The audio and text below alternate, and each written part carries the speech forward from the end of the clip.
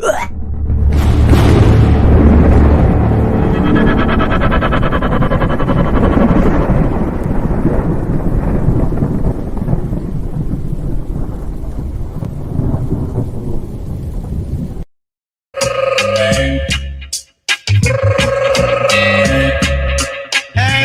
ring the alarm. Hey, whoa. Ring the alarm. Another sound is dying. Whoa. Hey, ring the alarm. Another sound is dying. Whoa. Hey, some sound like a big jump on. Listen to sound, it's a champion. Rock the dance in any session. You feel me? Rock up the woman, rock up the man. Welcome, ring man. the alarm. Another sound is dying. Whoa. Whoa. Hey, ring the alarm. Another sound is dying. Whoa. Hey, Tito, we beat them all in a row. Donkey want water, but you hold him Joe. Tito, we beat them all in a row. The cost want water, but hold him Joe.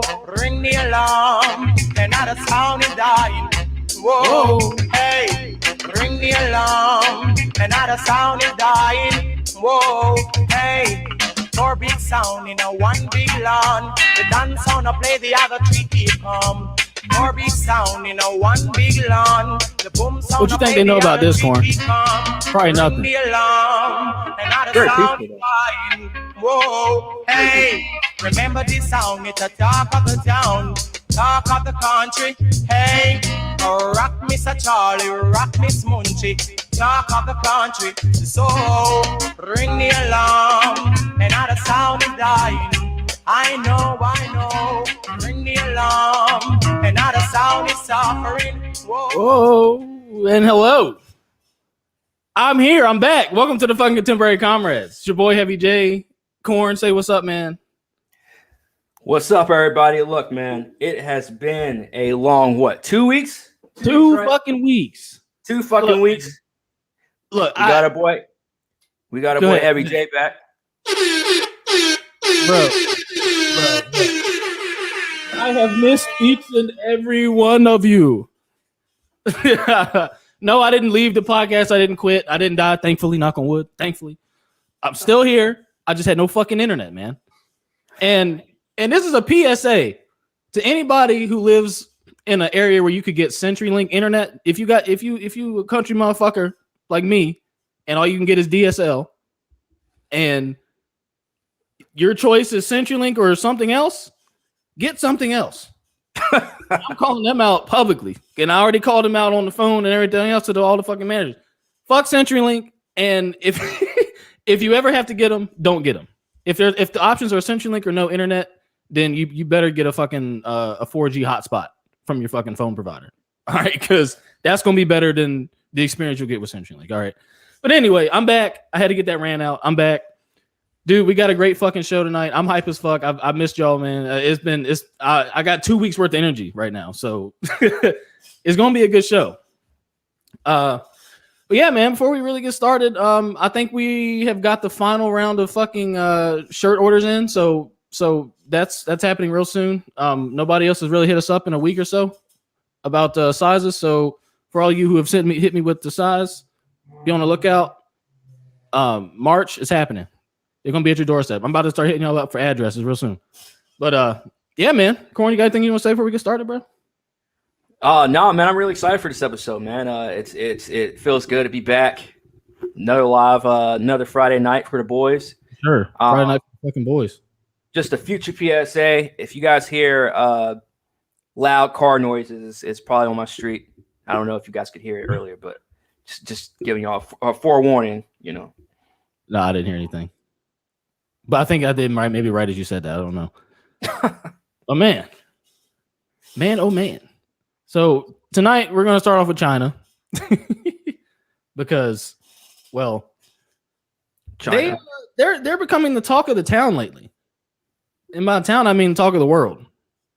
And in a way that you would not necessarily think. So people are typically one way or the other about China, right? They either are like, whatever, or they hate them.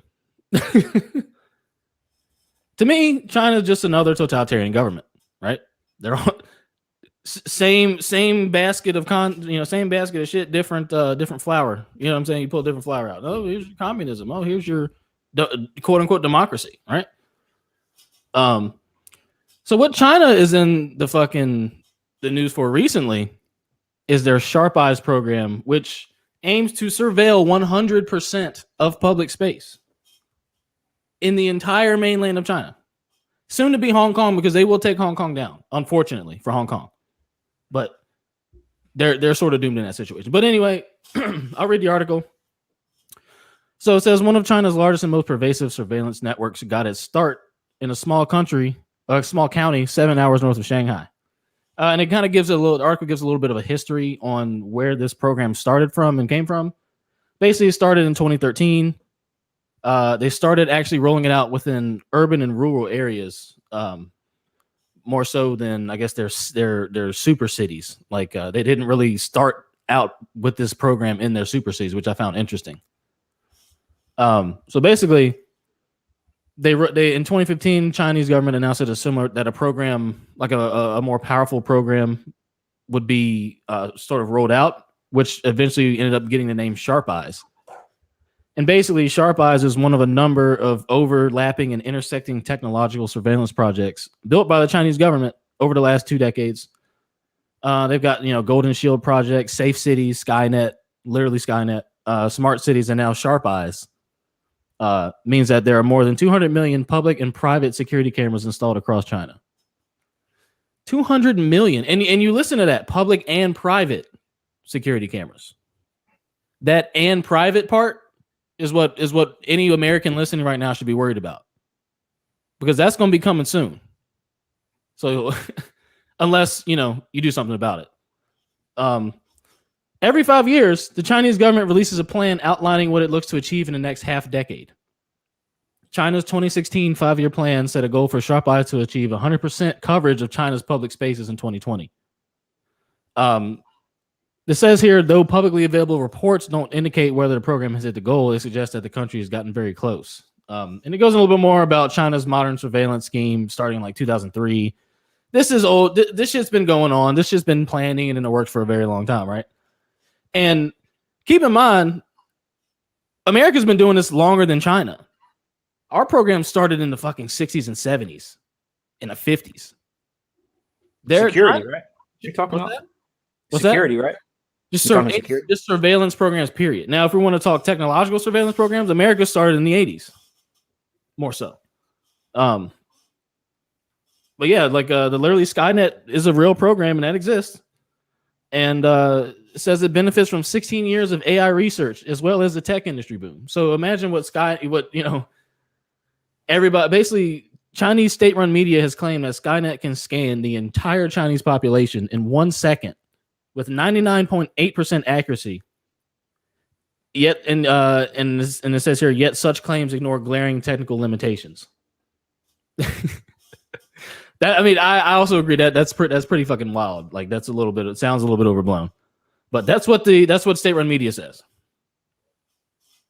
But yeah, man, what are your initial thoughts on before I get into any more of this program? What are your initial thoughts when you hear,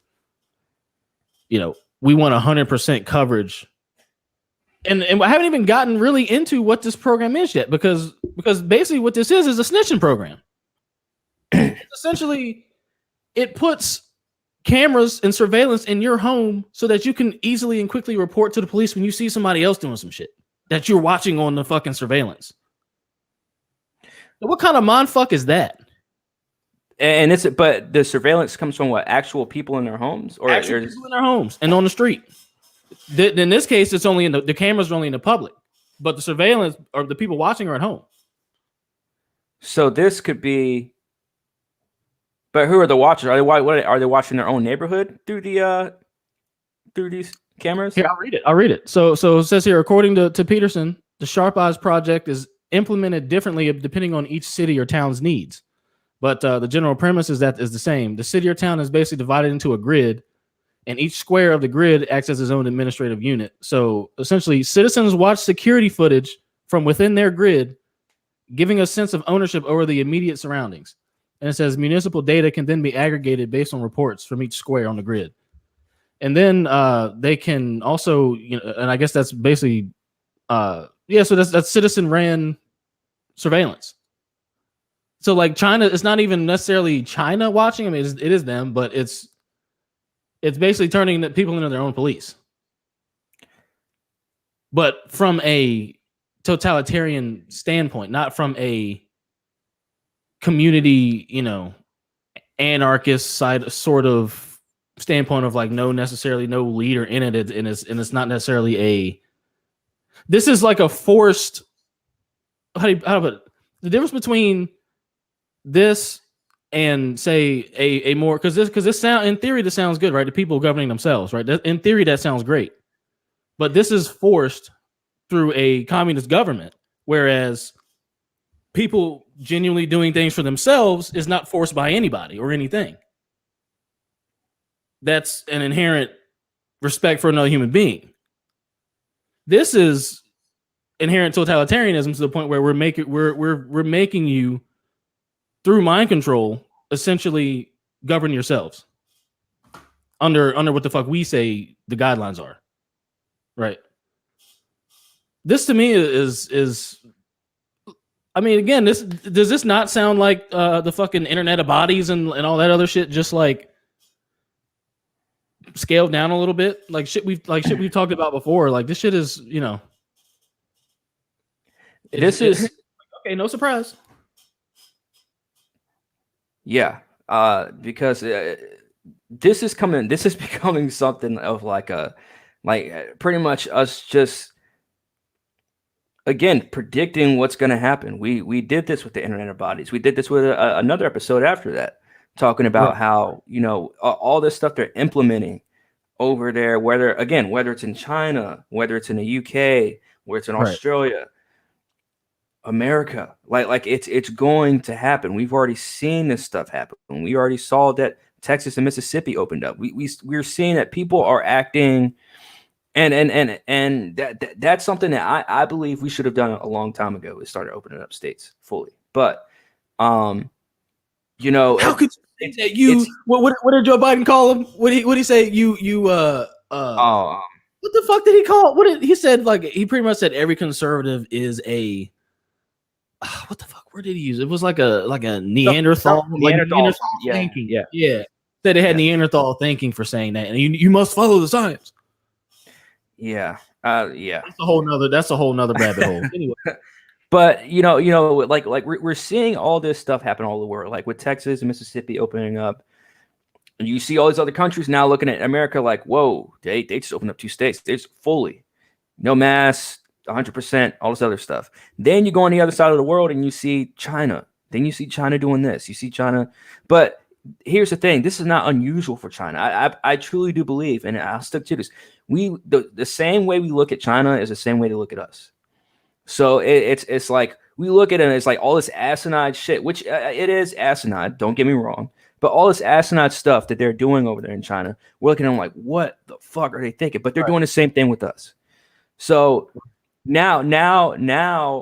After realizing that, you're looking at a world where everyone looks at each other like we're doing all this crazy shit, and we are, but it's only like another level, right? It's just like you're raising the bar in terms of craziness and dangerous everything is.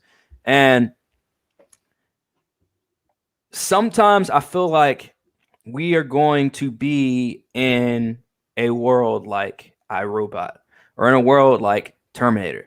I mean, hell, where Skynet, that's something that's literally in Terminator, like literally. Yeah. So at the end of the day, I don't like the fact that we have citizens, and I'm not saying like by way I mean just people in general, that we have citizens looking through these surveillance cameras, and they have the access and the authority. Mm-hmm. Let alone, I guess maybe privilege is probably the appropriate word. The privilege to have other people's lives at their fingertips. And I don't mean privilege in a good way. I mean privilege in a bad way. As in like you're giving these people the right to do that. And I don't think nothing good comes from this. You know, I know we talk about, the government and how what the government should be, but we know it'll never be what it should be. Nothing will it when it comes to authority in the world. But Facts. it's insane. It's insane because we always talk about how we shouldn't need the government, but we should put everything in the people. I don't say everything, but we should put most things in our own hands, in the people's hands. Mm-hmm. This isn't one of them. No. This is not one of them. Now, again, surveillance is always a sticky subject because, at least me, I don't know who we should trust with surveillance. I mean, we obviously do need surveillance a little bit, right? I mean, that's what I believe, that we should have at least like minimal surveillance. And by minimal, I mean like, yeah, maybe like, your street, camera on like, and not even on every single street or anything like that, but just like, your Walmart cameras in a parking lot, whatever. But right. I'm not for all these cameras inside every single building. I'm not for cameras being inside apartment, complexes and stuff like that. But how else will you be able to see what everybody's doing and make sure that everybody's safe? Trust. I mean, what is that? Yeah. Oh, trust nobody. Right? It's a sticky subject, because it's, because there are certain instances where it's like, okay, if this happened, we have surveillance, right? But then there's other instances where it's like you don't need surveillance for anything like this, like you do, especially in a world where everyone carries around phones, like and then everyone's carrying around these, audio pieces on themselves. Like I just, especially in China, bro. Yeah. I'll finish the article out here real quick.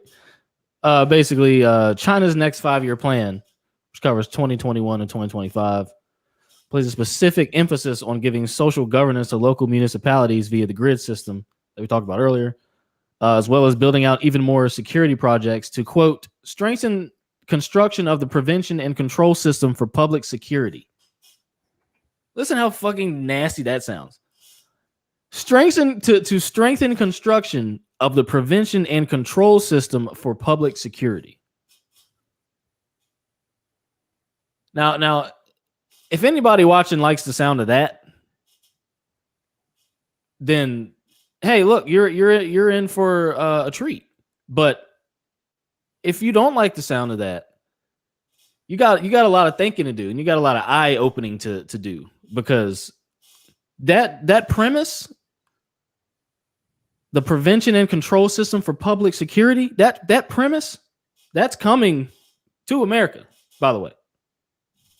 The fact that the government will be then controlling and preventing and coming up with a control system to keep you safe from the IDIS, from terrorists, you know what I'm saying, from domestic terrorists now, which is apparently a thing. According starting in January, now you got domestic terrorists, which, by the way, is a division tactic if you don't know. Because now you got Americans calling other Americans domestic terrorists. When the people who fucking put that term in your fucking head is trying to divide and control you. And then people are out here doing it, of course, right? Yes, of course. Yeah, that certain hate group in America that I won't mention. They jumped right on that story too back in January. Right. We mentioned them before though. So if y'all watch, you know who the fuck we're talking about. Basically, the article says here, this means the future of China's surveillance apparatus likely looks a lot like sharp eyes equals more power and social control given to local governments, so neighbors watch neighbors. The government also emphasized that the persecution of those it maintains as hostile and separatists. So it says, we will also closely guard against and crack down on the infiltration, sabotage, subversion. Oh, where have we heard that? And separatist activities of hostile forces, the plan says. So that They're saying we don't want anybody to subvert our subversion. But actually, really, in China, it's not a subversion. It's very overt, actually. So I can't even really say that. So I guess they did use the proper word in that context. In America, it's subversion. Our ideals are being watch the fucking Yuri Bezmenov video we posted if you want to look up ideological subversion. All right, and learn that tactic. We have a video on the channel. Yeah, man. So that's pretty much it. So China, man, look, it's kind of cool.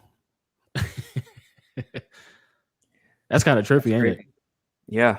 Yeah. Okay, I can't leave that up too long because that's gonna trip me out. But yeah, so yeah, man, China sharp eyes again. To me, it's not any surprise because again, they're doing something else. Now, actually, do you have any final words on the surveillance program? Because I'm getting ready to roll into you know what.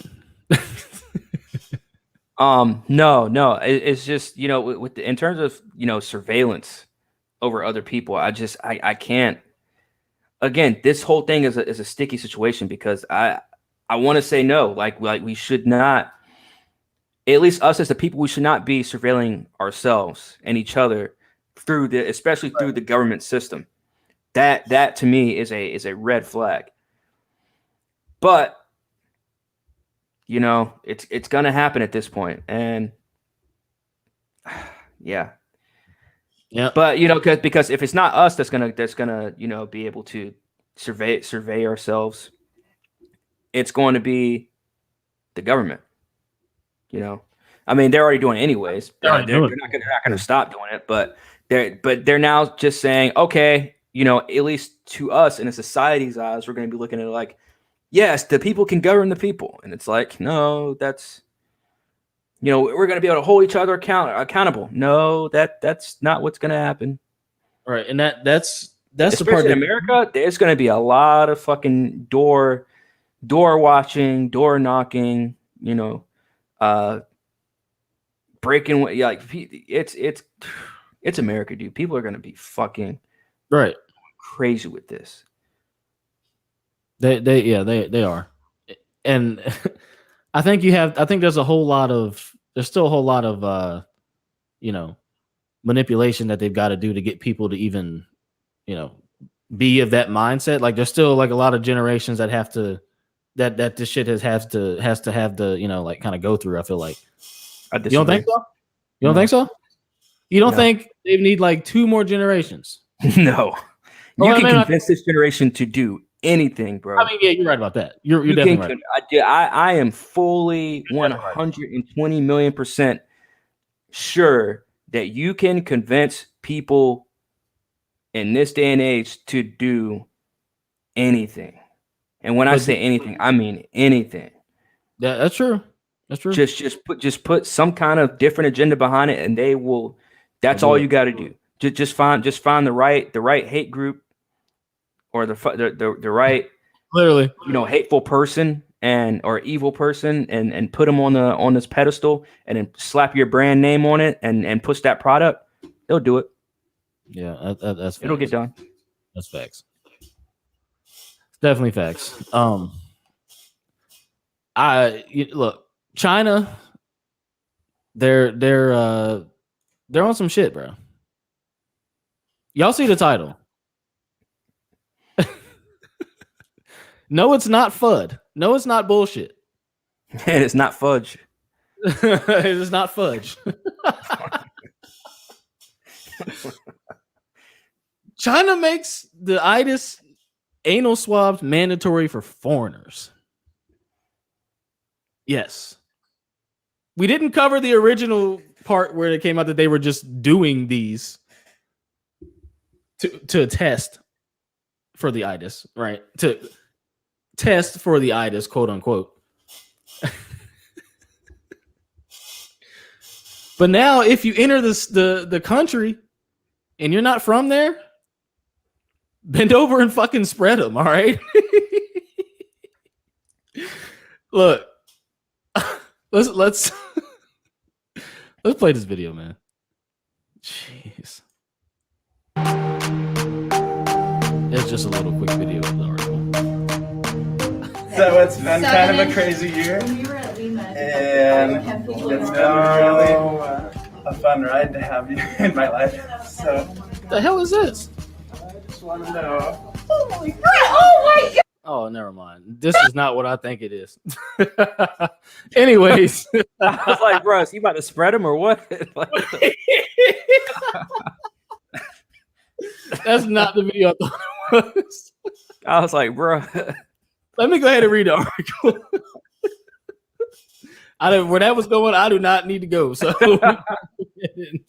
I mean, we are talking about anal swabs. So, I mean, yeah, right. That's hilarious today. It's some weird storyline before they start doing the foreplay. Like shit. You gotta say pause after that shit. Oh man. Anyways, China has made anal swabs mandatory for all foreign travelers arriving in the country. It says a report said Wednesday. The government has claimed that such tests provide a higher degree of accuracy than other screening methods, says the Times UK.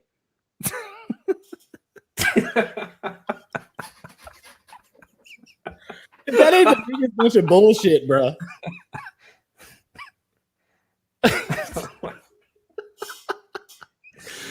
As part of the new travel requirement, there will be testing hubs in Beijing and Shanghai airports. Li Tongzheng, a respiratory disease medic, said the anal swabs are better because virus traces stay in fecal samples longer than they do in the nose or throat. Huh? It's saying that if you have the virus, it's in your poop longer than it's in your sinuses. Your nose, like your nose and throat. That's their claim for that being more accurate. Now I'd have to research that. But if that's true, that's highly convenient, wouldn't you say? Highly fucking convenient. So it says the move comes after Japan asked China to stop performing the exams on its citizens when they enter the country because the swabs cause mental anguish. Well, no shit. No shit. Some Japanese reported to our embassy in China that they received anal swab tests, which caused a great psychological pain. Katsunobu Kato, Japan's chief cabinet secretary, told a news conference. Says Chinese Foreign Ministry spokesman Wang Wenbin, however, defends the screenings as science-based.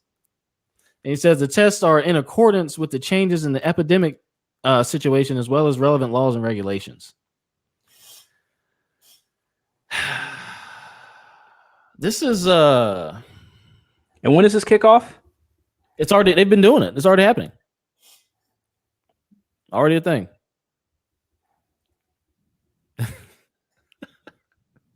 I don't even know what the fuck else to say. Like, it just speaks for itself. Like, what the fuck? Yeah. And we can't fly anywhere, right? Americans can't. We can't fly anywhere. I don't know if that travel restriction is still. I think we can fly places if the places will allow us. Is basically how it goes. Mm. Like certain countries have restrictions against America, and America has restrictions against certain countries. So, but I think Sleepyhead. I think he got rid of some of that, if I'm not mistaken. I know he got rid of some stuff that's allowing like more people to like migrate to the United States. That'll Orange Man had up. The only thing I can say really about this, and I'm just going off of my own like my own like assessment. Weird flex, but okay. Right, like the process of doing it. Right. My only assessment from it is that like if it just adds another way or another source for them to try and again, like I'm not trying to say like, oh, they're just trying to plant everything, plant COVID everywhere, but it's just like right. It's just another way for them to like, if they want to say you got it because we tested your fecal matter and you got it, and we say that you have it, or to plant some other shit. Like who the yeah, it's just a weird flex, man. Yeah, it's a weird flex. Hella weird. Hella fucking weird. And the fact that Japanese people are reporting psychological pain from it, like they must be doing some weird fucking shit when they're swabbing. I mean, it's already weird in and of itself, but they must be doing some extra weird shit because people reporting to the embassy, like, bruh, that's some. What's so psychological about that? Like, I don't even like. I mean, just imagine you're going to a country, and you weren't even aware that they were doing this because this isn't really that public. I mean, like it is, but like. It's not something that the media has been, the mainstream. Oh, you're talking about the people getting swabbed. Yes. Oh, I thought you were talking about the people that are swabbed. I was like to say it. No, okay, no, never mind. Getting okay. swabbed. Okay, that makes sense. That's who we're talking about. Yeah, I would say that's psychological too. Yes, absolutely. I do, because I thought you were talking about the people that were doing the swabbing. I was like, okay, that's weird that they would be. All right. I mean, it could kind of be psychological, but you're looking at assholes all day, but right. Yeah, but the people actually getting swabbed, yes, absolutely. I think they should probably get some kind of counseling or some shit after that, especially going there and not knowing that it's going to happen either. Imagine being one of the motherfuckers that just you come into work and they're like, all right, so you're doing anal swabs now. Like, imagine being that motherfucker. What do you do? All right, I'm gonna ask you, what do you do if you're at your job? You need your job. You got, let's paint a picture here. So you got this is your job. You work at the airport, right? You've been working at the airport for 6 years. You got a wife. You got a kid. You got to pay the majority of the bills. You come into work, fucking Wednesday morning. And you hear your boss say, hey, whatever, fuck. Look, we're doing anal swabs now. Are you doing anal swabs? Yeah. Or do you draw the line anywhere? I mean, if I was like in the stage of my life that I am now, it would be different. That's fair. But I'm painting this little picture here. But yeah, the picture of the family and all this shit. Well, then yeah, I'm gonna have to take that fucking anal swab because I'm saying give them, like, administer them like you're working. Oh shit! I'm saying they come in and tell you, hey, you got to do anal swabs now as part of your job. Are you still working there or not? Yeah. Or are you, what's that? I mean, yeah. No, I would definitely be like, are we gonna get some kind of like compensation for doing this shit? I mean, because again, you're talking about responsibility, children, and wife and shit like that. Like, not many people are gonna say no. I mean, because look at what they're doing to people now, which is why someone like me, I know, will not have kids or be married because there's stances and decisions that I feel like we as people, and I'm not trying to get too deep or anything here, but like I feel like there's stances that people should be able to take, but the fact that they're responsible for other people, they can't.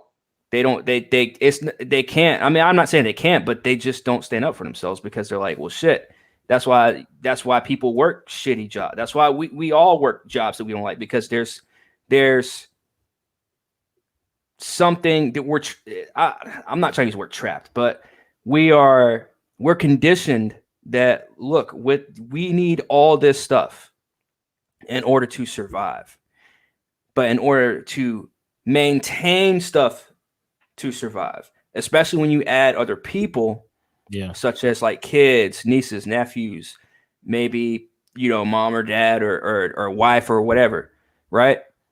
When you add all that shit in, it's like, fam, at the end, if you're living for yourself, yes, absolutely, you take a stand. That's what I do. That's what I've done my whole life. Is like, look, I don't like the position I'm in. I don't like where I'm at, whatever. No matter the circumstance, it's like, look, at the end of the day, if I fuck up, I fuck up because it's on me. I only have me to take care of. But like when it comes to like kids and wife and all this other stuff, it's like, well, you're going to be doing anal swabs today. Well, you're probably most likely going to be standing in line doing anal swabs all day because you got 3 or 4 people that's dependent on you. So, I mean, and of course, not everyone who has a family is gonna just be like, oh yeah, like some people are gonna be able to take a stance on it, and some people are gonna be like, fuck, I'm not doing that shit. Like, are you kidding me? Like you're telling us that everybody that comes into this country now has to be anal swabbed because you enjoy it, because this fucking this circus that we got going on here in fucking China that we call a government. And let me tell you something. Spoiler alert. This just in from Contemporary Comrades. Breaking news. It's coming to America too. Anal swabs will be coming to America. I sure as fuck hope not. To a healthcare provider near you. Every county. Fuck. Just like how they got all these damn camps set up in America now. All these anal swabs are coming. Bruh. The anal swabs, the chips, everything.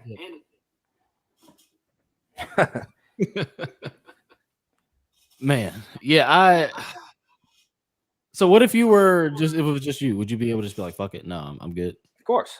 I'd be like, fuck it, I'm not doing that. Yeah, I feel you. What about you?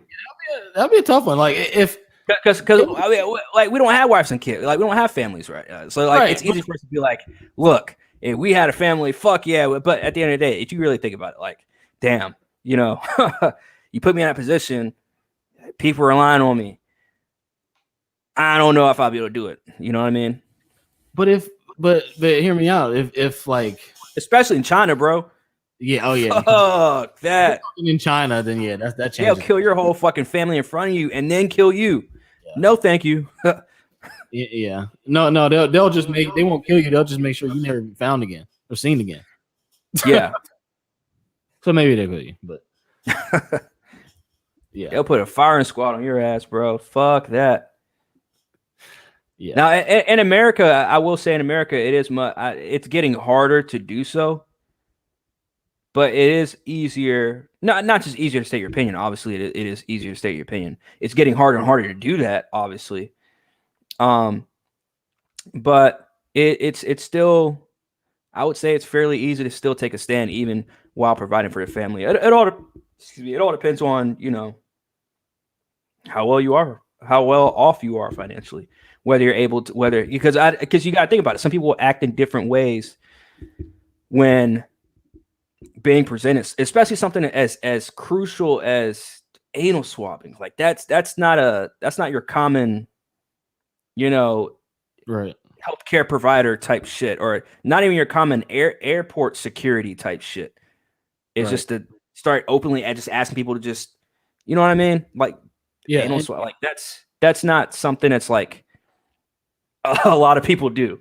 So to ask someone that's doing airport security or works at the airport, period, and say, hey, we're going to start going anal swabbing starting today. Everybody comes in from out of the country. They're going to go in this line, and that's going to be the anal swabbing line, or these whatever lines are going to be anal swabbing lines. And we're going to have John, Joe, with Billy, and Dick over there to do the anal swabbing for y'all. So who's to say, that, John and Andy are like, look, we're out. We ain't doing that shit. All right. I feel like in America, it's easy to see a lot of people take a stance and not do that. But at the same time, it's also a lot easier to see more people not take a stand and to see people just say, oh, I fucking hate this. And, well, bend over, whatever. So, yeah. I'm telling you, man, they've got this whole thing. I mean, this way more than I do. Better than I do. Like, they got this whole thing figured out, bro. Like, they got this whole fucking thing for like they've got us matched. Like they know society's every move at this point, because not only they may not be who's to say they're making it? Who's to say they're not making it? But even if they're not making the move for us, they're influencing every fucking which way society moves, which is scary. Yep, you're right. And they've been doing it for a very, very long time, which is also even scarier. But just one more point on the anal swab thing. I think you could look at it also as as like a spiritual or a moral type of thing too, because like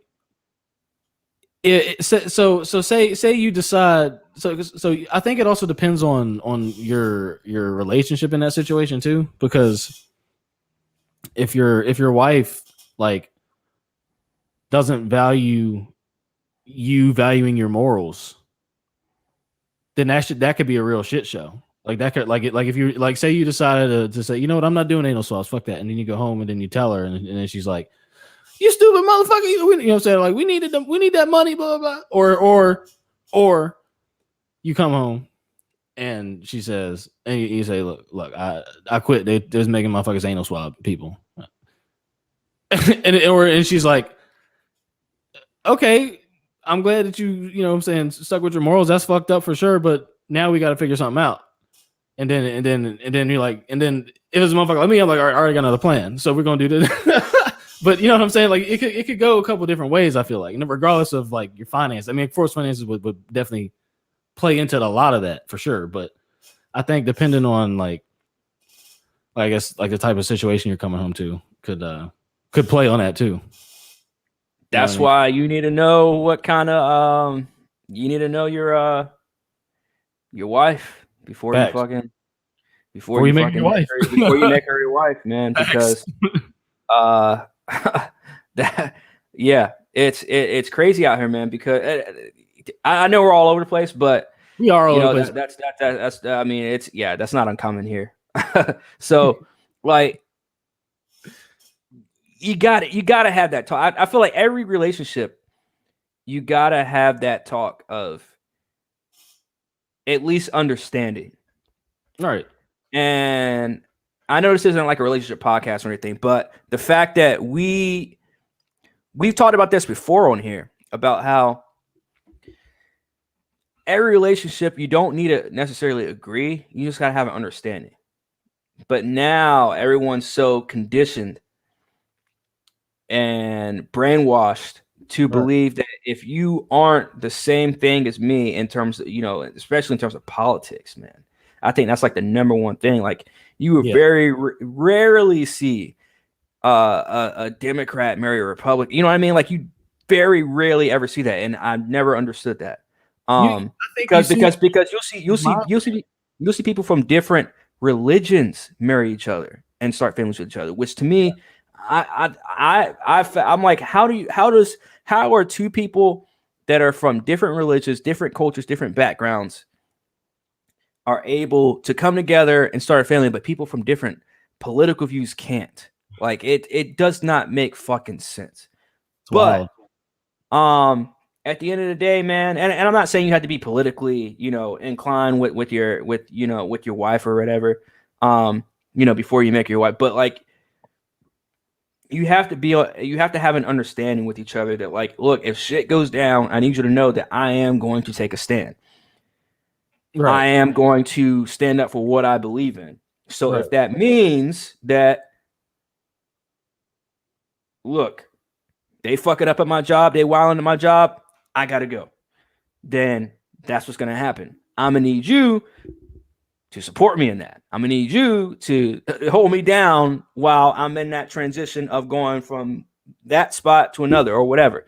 It's so many different conversations you need to have with the woman before you make her yours. So like once you get to that point of like, look, they want to start doing anal swabs at the airport, and I ain't with that shit. You can come home. You can come home, and you don't have to have that same feeling you had when you were a kid and you were coming home and you knew with a bad report card and your mom's pulling in the driveway. I know that feeling because I know that feeling very well. Like you don't want to have those kind of feelings when you're coming home to your significant other. Like that's not a feeling you should have when you're in a relationship, period, married or not. That's because you got to have those conversations, man. And if you don't have those conversations, at the end of the day, cunt's fucked. And, eventually, yeah. Eventually, S is going HTF. You know what I'm saying? That's some heavy game that Corn just dropped there for y'all, man. I hope y'all was listening. Hope y'all was paying attention. I hope. But man, we're gonna get into we're gonna switch gears, talk about some scientific shit. So scientists have designed a method to remove fear and boost confidence via brain stimulation. Now, this is very technical.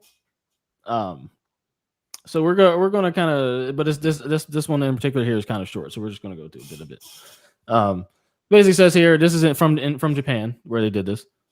If modern science conceived of a way to pluck unwanted fears, thoughts, and preferences from your mind, is that something you would be interested in, Corn? Is that something you'd be interested in? The devil is a motherfucking liar. Motherfucking liar. You know I ain't worried. Shout out to RevX content, man. And shout out to RevX. It sounds impossible. Or does it? Not to us. It sounds impossible, but a new study on non-conscious brain stimulation may just make it a reality.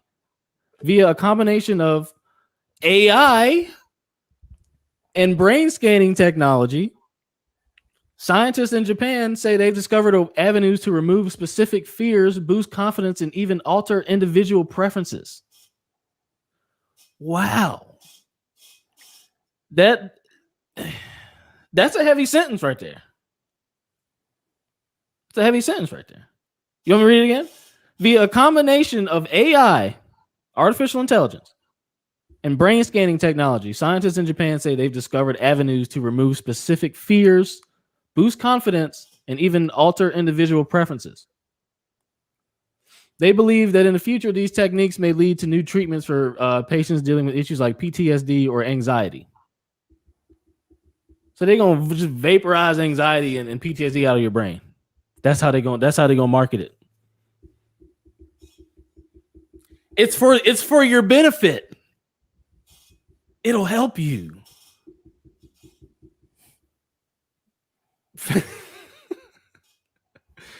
Oh my goodness. So basically, I'll read a little bit about how it works.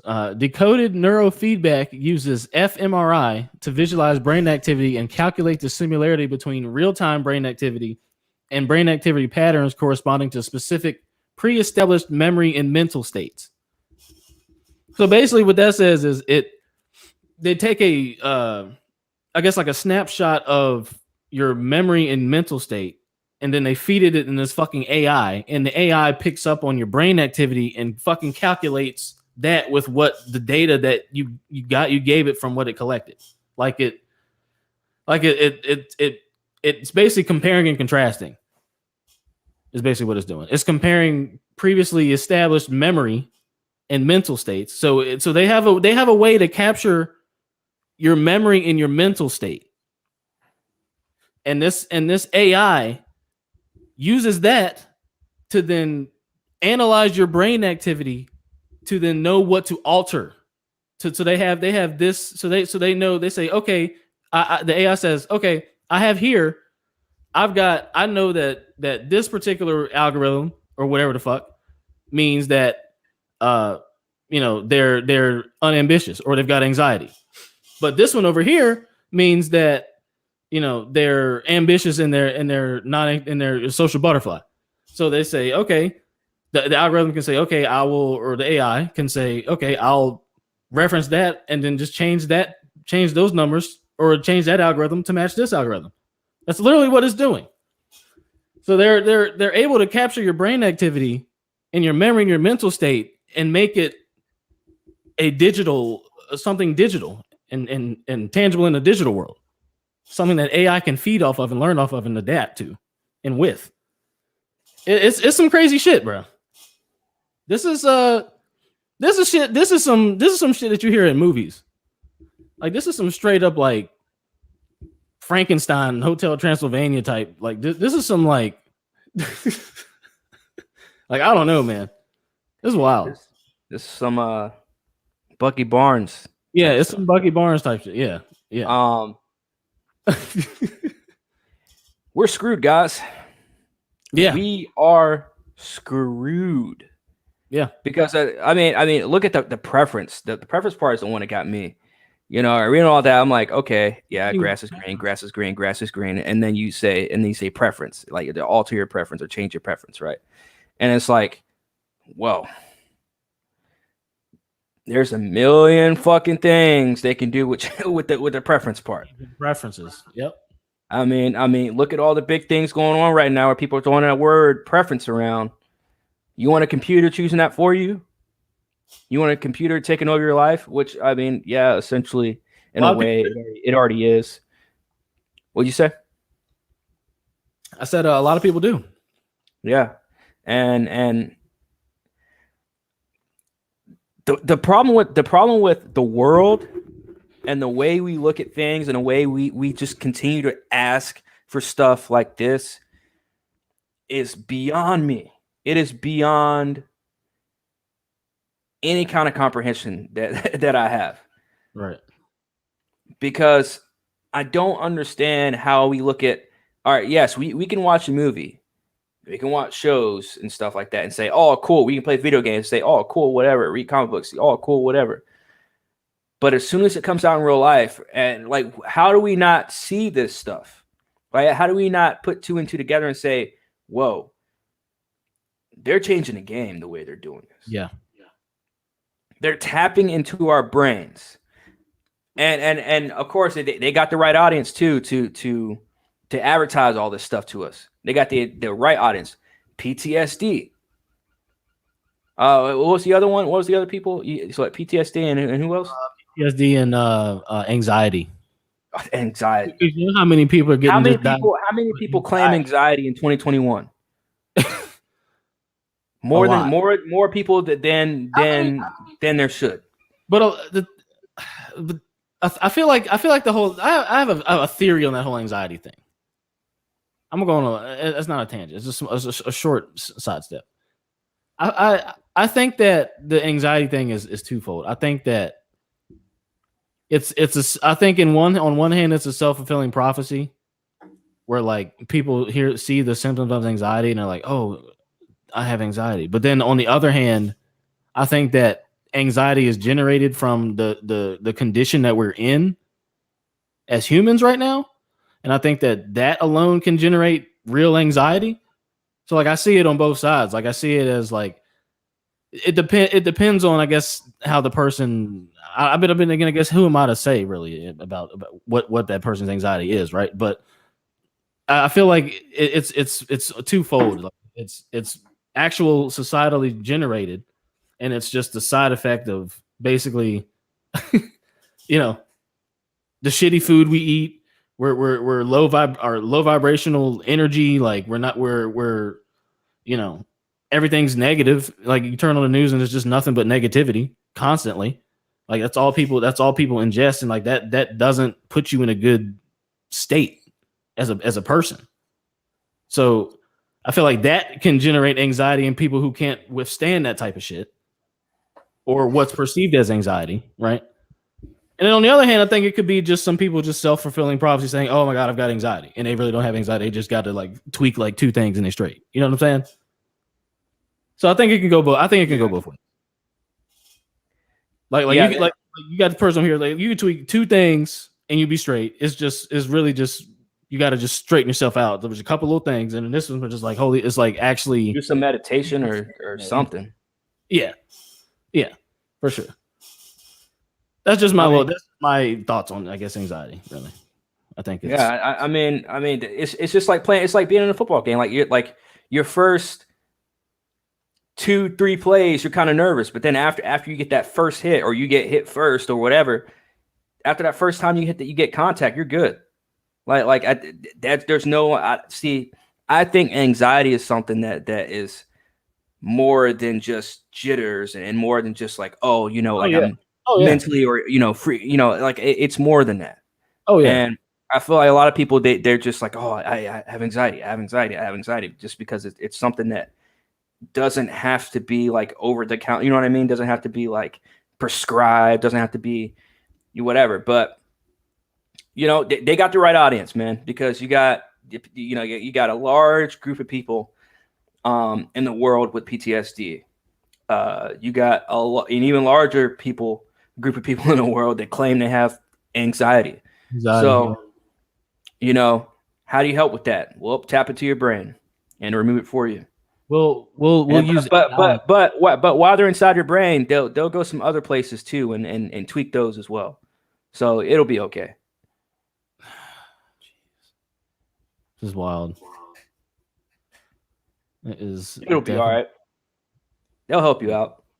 And they're touting this as a way to get patients off of exposure therapies or drugs, or like, you know, over you know, prescribed drugs. That's how they're gonna. This is the evolution of that. Oh, you mean the one that they make billions off of every year? Yeah. That one. Yep, that one. Yeah, I mean the studies right here, like it's not bullshit. You can go to scientific journal, right? The scientific data right here, man. If y'all nerds out, if any nerds out there want the actual study, hit us up, man. We'll actually, matter of fact, I'm just gonna drop it in the chat if anybody's curious. There you go. Links right there to the study. Learn yourself something. But yeah, man, this shit's interesting. This is very how do I put it? This is very it's concerning, but it's one of those things where it's like they've been now we're able to these are baby steps to harnessing consciousness. And that tells me that we've already been able to harness consciousness, because A, we see it in things like upload and things like that we've reviewed.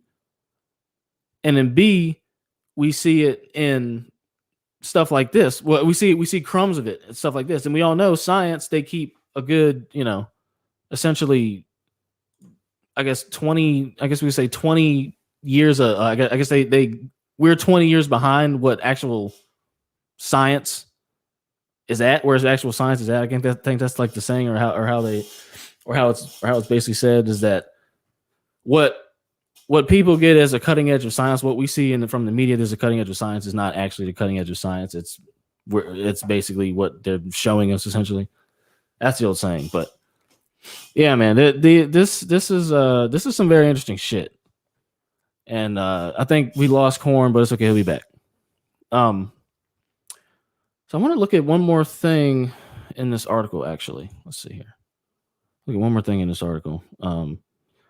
I wanted to see I wanted to look at where they see their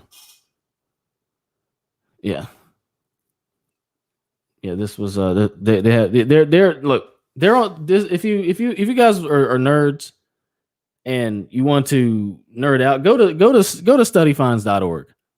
This is a really good resource for a bunch of nerd knowledge, where you can kind of see like the sort of cutting edge of what we're giving as far as research goes, in a nutshell. Because again, their articles are short, sweet, to the point. They give it to you in a nutshell. They give you a lot of links within the links, and you kind of can do your own thing. But this study here basically says that they've determined that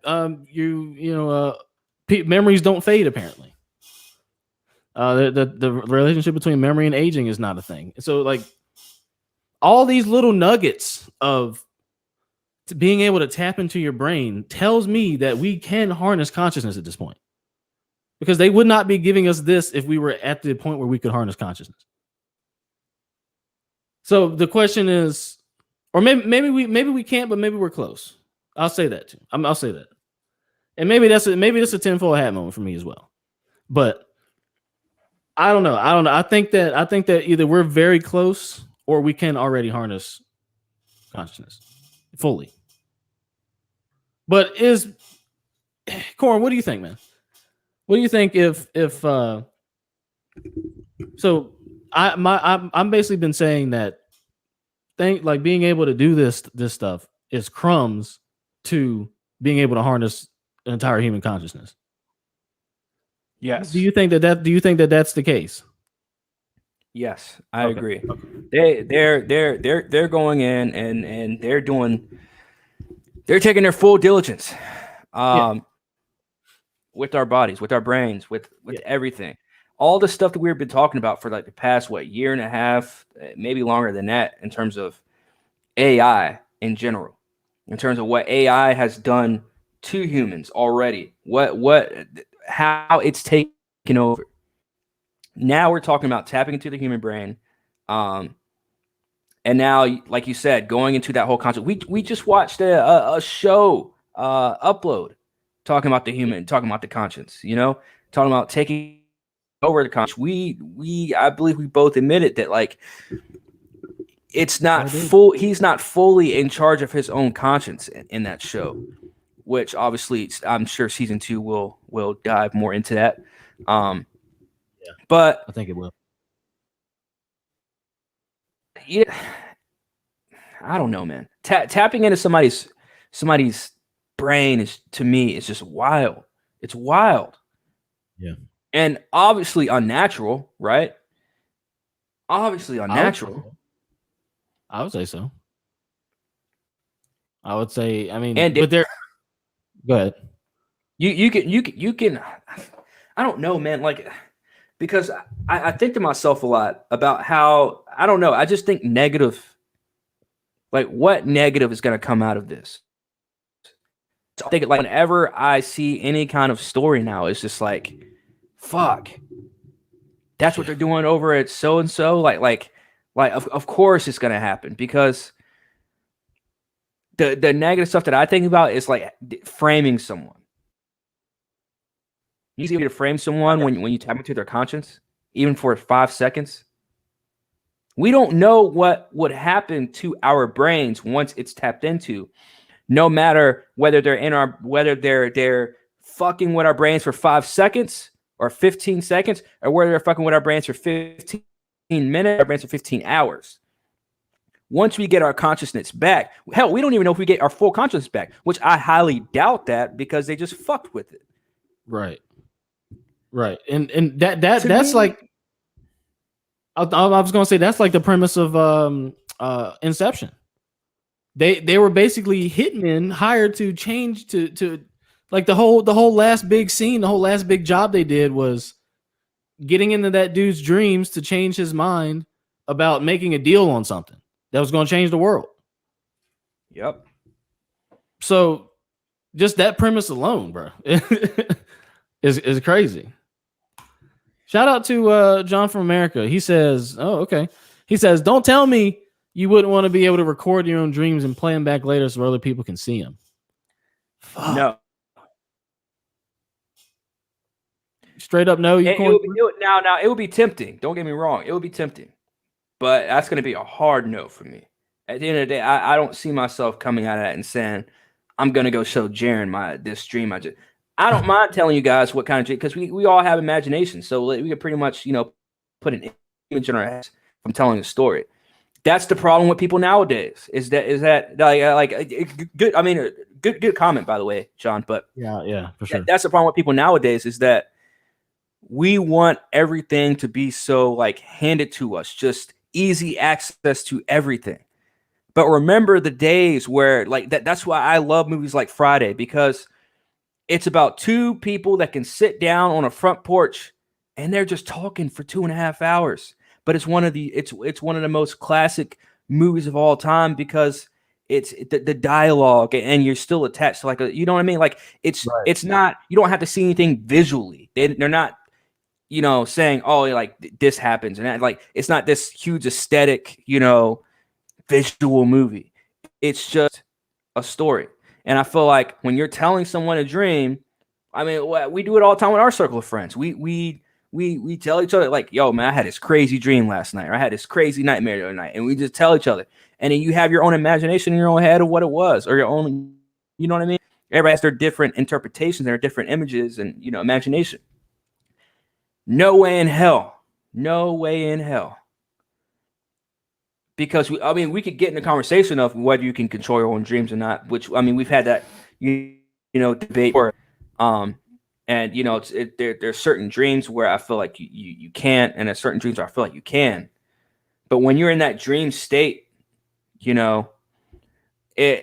that's a tricky thing, man. And that's something that even for myself, I don't think I would want to, especially in this stage of my life, I would not want to go back and play back my own dreams. And like I would not want to record anything while I am unconscious. Facts. I feel you on that. I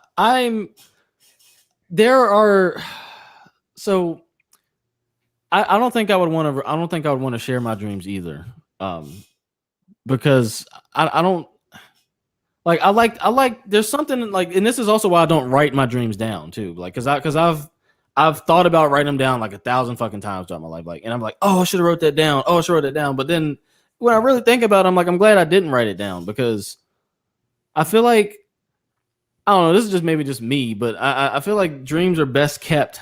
I feel like dreams are basically best kept for yourself. I have, but and you're a memory now. If you want to tell people about your dreams, yeah, tell people about your dreams. But to me, that's as far as you need to go. Like telling people, like, I had this crazy fucking dream, this and this happened, or I had this really trippy dream, this and this happened, right? Like I have some crazy dreams. I've been in a dream within a dream. Like I've done all that shit. Like that and a few times. And I can tell you guys some fucking dreams that I've had. We'll have to do another dream episode, and I'll tell you about a few of my dreams within the dreams I've had. But it's one of those things where I feel like it just saying it is enough. And I think, like, the most of the dream is, I guess, quote unquote imagination, right? So just let people's imagination with what you tell them, let them interpret it how they interpret it. I don't feel like you need to be able to record it and like, hey, look at this.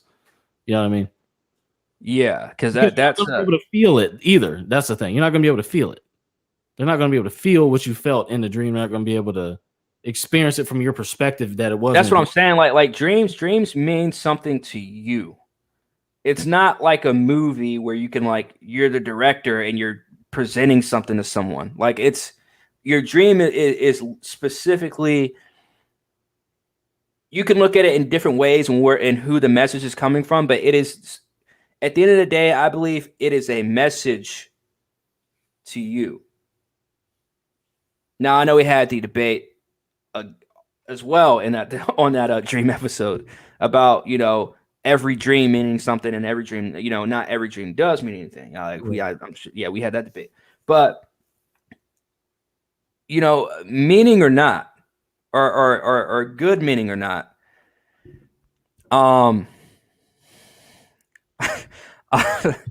sorry, but good meaning or not, I don't think other people need to know about your dreams, because especially I know, I can't speak for anybody else, but I know a lot of my dreams it's something that other people just won't even if I did try and show it to, like, Adam or Jaron or anybody or any of our other friends, like, they're going to be like, what the fuck is this? Like you're running in the middle of a park in, like, Egypt, and you're being chased by clowns. Like, what the fuck does that even mean? You know what I mean? Like stuff like that. Like, nobody's really gonna know what that is. Like, it might sound cool because I said it out loud, but nobody's really gonna. They're gonna be like, okay, you know what I mean? Like, it's the same thing with anybody else with any other dream. Like, okay, yeah, there's dreams that I have where I'm just sitting there for 5 hours, not doing shit. Right. Weird, just weird stuff like that, like weird dreams like that. So I'm not too big on the whole, like, let's record it and show other people, what other stuff. But I am aware of, the fact that, it will probably be a thing.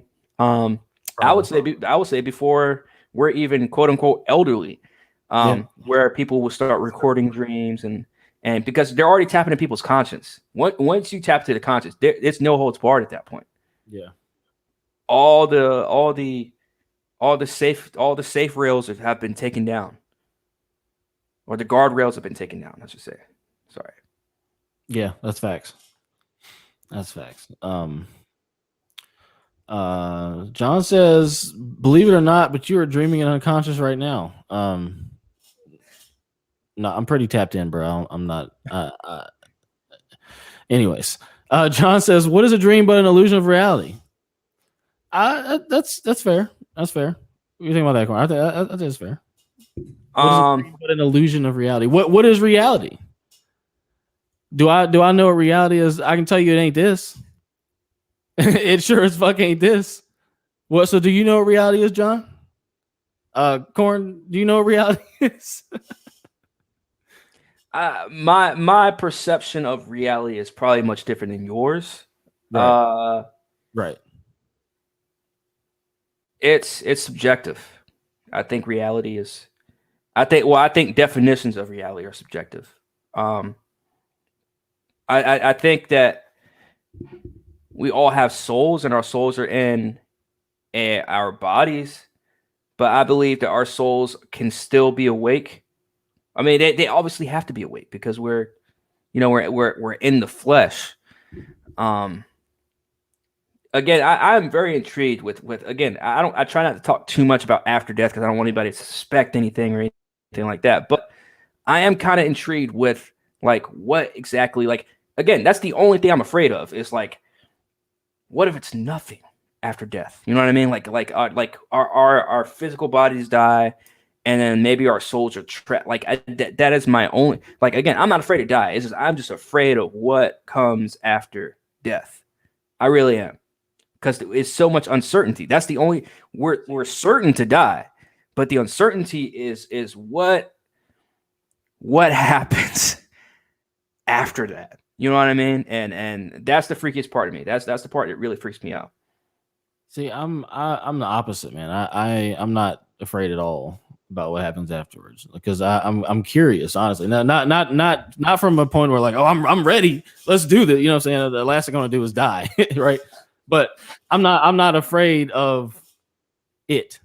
You feel me? Mm-hmm. Because everybody does it. Is just as much a part of life as living is death. And at the end of the day, I realized this is just the reality that the quote my perceived reality that I can create in this moment, and each moment after therefore is then simultaneously created, and that's how this whole fucking thing works, right? So, I think that death is something that I'm not going to say I'm looking forward to it, but I'm not going to say that I'm afraid of it either. You know what I mean? Like, I think that I'm like I said, it's more of a curiosity. It's more of a, like, I hope that I ascend. Like, I'm like, if I'm going to die, man, I hope that it's like, it's something that I can further my consciousness. Like, I can strengthen my consciousness, or I can strengthen my spirit. You know what I'm saying? On the next trip or whatever. If you know what I mean? Because, like, I feel like Earth is such a like a self-fulfilling, self-creating prison. Like, and it's people don't even really realize it. Like, I think that we have a lot more freedom than we allow ourselves to have. Like, just as beings, right? As human beings. Yeah, for reality is as intrigued, because again, I'm intrigued and scared at the same time of the afterlife. However, we do have, I feel like, as shitty as life is, and I'm not just talking about like people being poor or anything like that. I'm talking about just life, period. Just like living on Earth, how miserable everyone really is. Everyone's born into this world. Pretty much. I'm only talking about in this day and age, like in our lifetime, especially in modernized society. Like, it's people are born into misery. Like at least on planet Earth. Think about it. I'm gonna go off the limb and say most people are probably born into misery. Yeah. Long lives of misery. And as shit as life is on Earth, I feel like everyone still has a purpose. Which I feel like is one of those things of like, you wake up the next morning and you got to get at it. You got to try and find that purpose. And if you know what that purpose is, well, we see what people do once they know their purpose in life. We see them, we see almost a different person at that point. Facts. Because they know it's like it's kind of like when you see those people that sell essential oils, but they're actually genuinely happy about life. They're not just putting on a facade about it. They actually are happy about the shit. They're like, look, let me. So like, there's people for everything. That's why I try not to, like I used to a few years ago. I used to shit on people that did crazy shit just because I didn't understand it. But I realized like people have purpose. Everybody has some kind of purpose on Earth to help serve another human being or other human beings. And I feel like, because anybody, we can all serve ourselves, but the fact that, serving other people, and I'm not saying like serve other people, but you know what I mean? Like helping other people find who they are, or helping other people find something within themselves, or give them the courage or the influence or the little, nudge or push to help them find their purpose in life. And I feel like at the end of the day, that's what we should be doing. But we're so caught up in all this bullshit that we built for ourselves as an entire planet, that we'll never be able to go back to that. We'll never be able to get back to the quote unquote, the real good old days, like thousands of years ago, good old days, where you wake up, you have a purpose in life, and you can go do it. And that's how you do it. And then people come together, your congregation comes together, you guys help each other build houses, you guys help each other, with resources, whatever. Now it's dog eat dog world. It's you get it while you can. If you're born in this kind of family, depending on where you what country you live in, you got to be built in a certain kind of family to even be somewhat successful. And it's crazy. It's crazy. And now again, like we're fortunate enough to be be here in America, where it's land of the quote unquote free.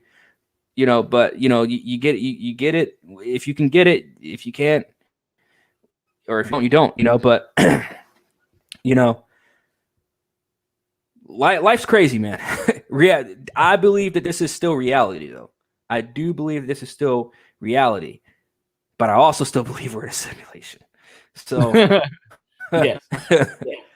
Like I'm not saying this is one big dream. No, but neither am I. It's definitely a state of mind. And that's why there's things that you can take yourself out of the state of reality itself and something further. But for right now, this is reality, ladies and gentlemen. Basically, and the reality is anal swabs coming soon to a fucking airport near you. And make sure you got your Nazi paper. I mean your COVID pass on you when you enter. You know what I'm saying? Yeah. Last comment from John from America says, wait, what are you saying, Corn? Go ahead. Oh no, I was just gonna say, but your reality will be tapped into. Oh yeah. Very soon. Yeah. Last comment from John from America. He says, I don't know, man. I had some cinematic ask dreams. I think he meant ask dreams that are better than any movie I've ever seen. I feel you on that, bro.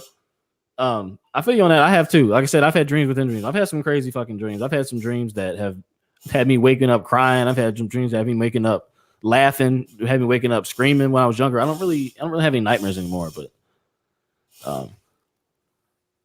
but yeah. John also says, you asked me what is reality. I will tell you in reality right now, we are in the state of sleep and unawareness of so much reality is more than I can say. It is something you must experience even when Lumos can't comprehend what is at hand. I don't know what Lumos is, but yeah, I mean, I think reality is comprehensible, but I think yes, a lot of people are fucking asleep. You're damn right about that. Yeah, definitely right. The unawareness part yeah,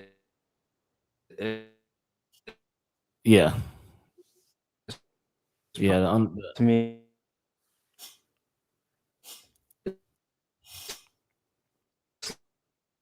I know some people rules, and quote unquote regulations and shit like that. But look, with saying that we're all asleep right. I would say yes. Majority of society sleep. Yes. But everybody, but I believe, but I believe some people still have the willingness to get out of that state of unawareness and state of sleep, as you call it.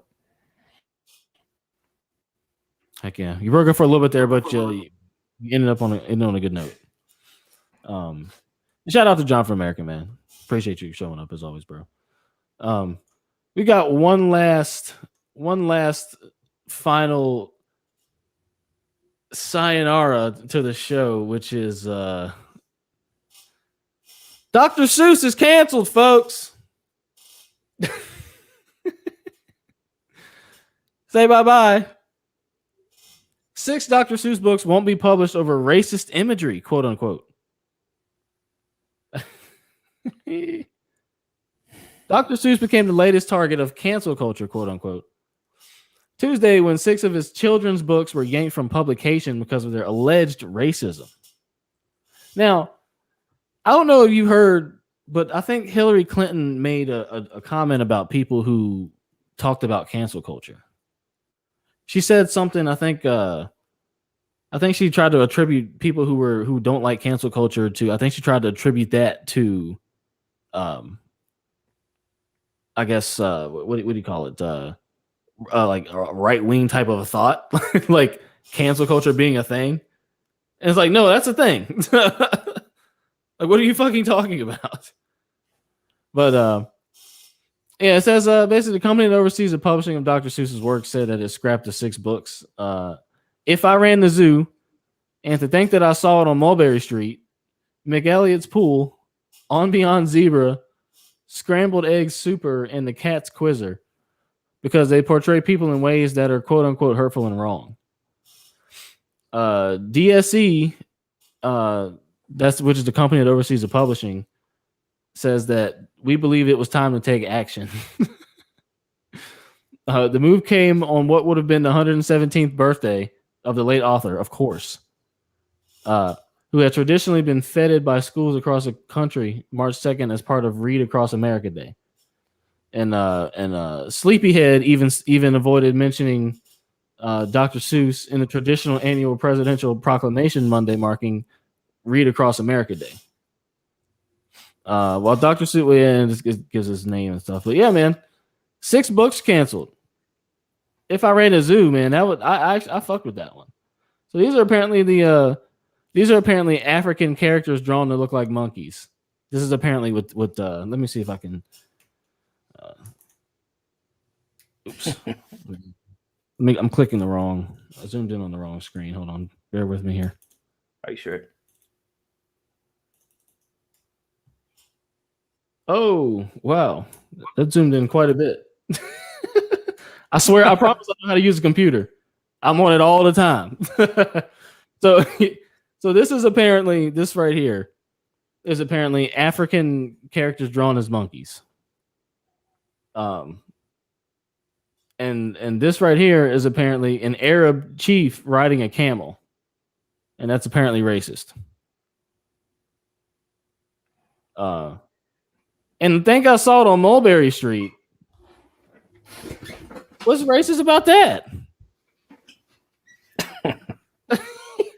If like these are some classics.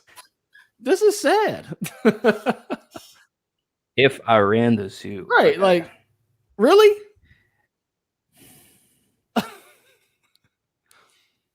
And this is the publishing company. They said, fuck it, we're done with it. And guess what happened? Guess what came out of this?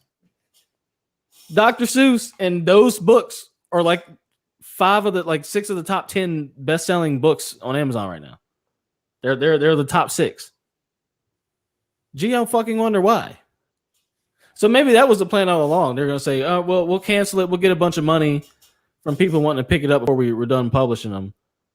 And then we get the last laugh anyway, because we got your suckers money and we canceled the shit. On the dude's birthday, no doubt.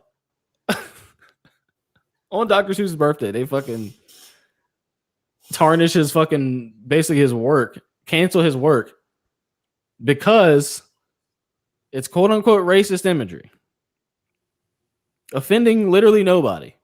They decided it was time to take action. This literally offended nobody. I wonder what these people look like. Were they white and were they women? Probably. Let's see. No, I don't. I'm pretty sure they were women. I don't know, bro. Let's see. Why did they pick black people like this? And it's just like black people are like, what the fuck? Like, let's see. I wonder if we can find out who DSE is. DSE. Let's look up DSE Publishing. Which this whole story is this whole story is stupid, bro. This whole story is fucking stupid. Like we're gonna remove these children's books off of the shelves because we assume that what Dr. Seuss was trying to draw were black people. Right. Like they had an Arab prince, you say, or Arab leader, whatever the fuck, riding on a camel. Riding on a camel, yeah. Supposedly. What the actual fuck, man? Supposedly. What the actual fuck? I don't know if this is them or not, bro. They must not have a I don't know. That's definitely not them though. I don't know. We'll leave it to the imagination, I guess. Yeah, man. But RIP RIP Dr. Seuss, man. You seen the meme where I was saying he can't even fucking defend himself. Right. Dude's been dead longer than we've been alive. Right. Like, man, they do not give a shit about like again, I'm not super passionate about Dr. Seuss or anything like that. But the fact that they're taking these children's books, some of them that we grew up on, like taking them and saying, hey, look, this dude was nasty, he was a piece of shit, blah, blah, blah. I don't know shit about Dr. Seuss. I couldn't tell you about the real person, Dr. Seuss. Me either. But the fact that we're coming, 30 plus years after, almost 30 years after he died, and then saying, oh, we're gonna get rid of this shit. Like, we should have saw stuff like this coming. I'm disappointed in us as a society. We should have saw this stuff coming because of statues being removed. Yeah. Gone with the Wind censored on a fucking streaming app. Gone with the Wind, one of the greatest movies ever made. Censored. Yeah. Yeah. We got, but, and again, I'm not shitting on Grand Theft Auto, but we got everybody plays Grand Theft Auto like it's nothing. But can't open up a children's book where an Arabian prince is riding on a camel. Are you kidding me? Jeez Louise. The same people who neglect their children and treat them like shit, and then they see all these problems going on in their own children's lives and still do nothing, and then act surprised when their kids go to school and do stupid shit. Yeah. Like bring guns and shit to school. These are the same people. These are the exact same people that are saying we got to get rid of these books. There's a lot of things that need to be done in the school system. Getting rid of Dr. Seuss is not one of them. Yeah, I couldn't agree more with that statement, man. Again, this is next what they're going to do. They're going to cancel him and say he wasn't a real doctor. Oh yeah, they'll cancel him after they cancel all his work. I mean, hey, like if you can tarnish the legacy of anything or anybody in the society right now, then it is subject to tarnishment. You know what I'm saying? Like there is nothing, like nothing is untouched anymore. Nothing is I don't want to say safe, but nothing is nothing can be what it was and let it and let it be what it be. You know what I mean? Like nothing like this here, a Chinese man who eats with sticks. That's racist, apparently. How? To who? How? And you know what else I found funny? A black man wearing Timbs and wearing a Yankees baseball cap, that's racist? Is that racist though? According to this shit, it probably would be if it were in the books.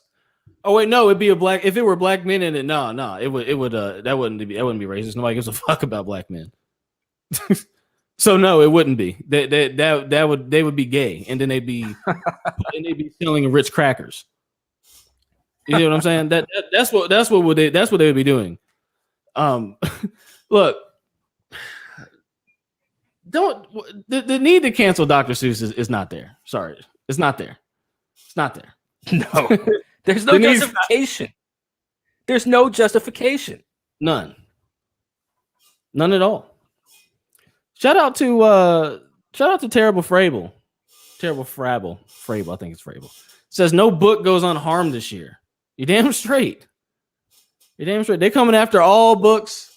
They're coming after anything that goes against this societal push towards fuckery. Anything that goes against that, getting nixed.